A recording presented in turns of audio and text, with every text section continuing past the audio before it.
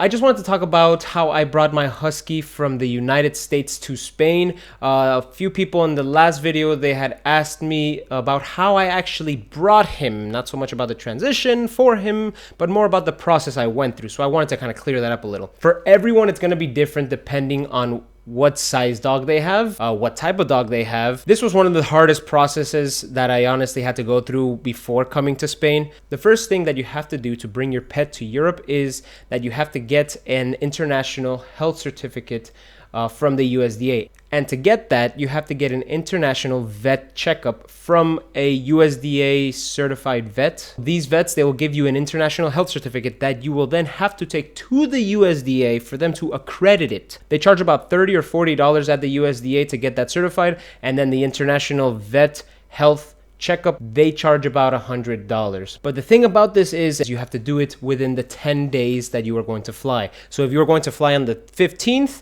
the earliest that you could do the test is on the 5th.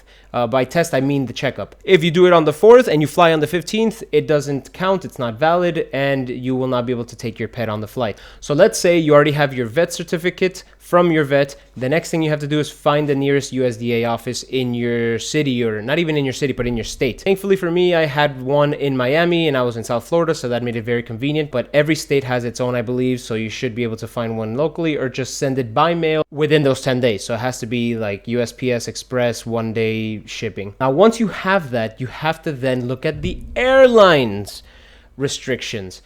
We flew on TAP, which is Air Portugal, and their restrictions were pretty annoying. The weight of the cage and the dog couldn't surpass 45 kilos, which was like about 90 something pounds. So point being, if you want to take your pet to Europe, whether it's on vacation or to move, you have to go through this process. Also, I forgot to mention one thing.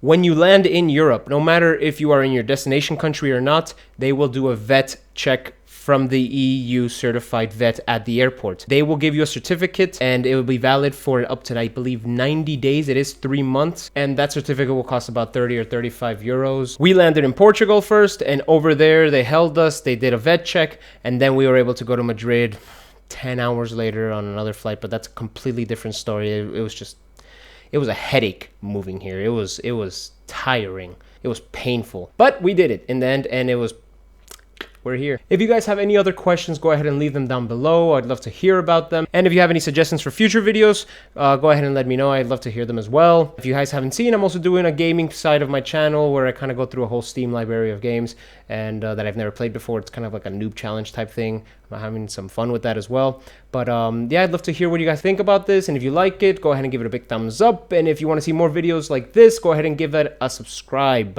Hasta luego. No, hasta luego. I mean, that's the correct way. That's how you correctly say it.